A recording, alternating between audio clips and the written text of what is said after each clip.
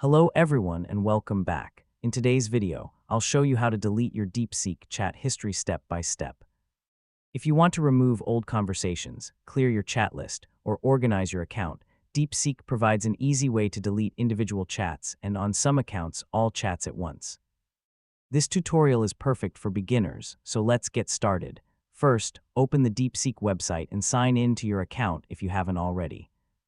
After signing in, look at the left side of the screen where you'll see your previous conversations.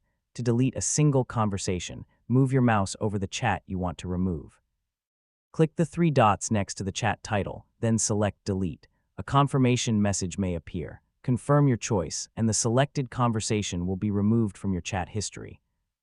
If your account includes the option to remove all conversations, click your profile icon, open Settings, go to Data, and select Delete all chats. Then confirm your choice to clear your chat history.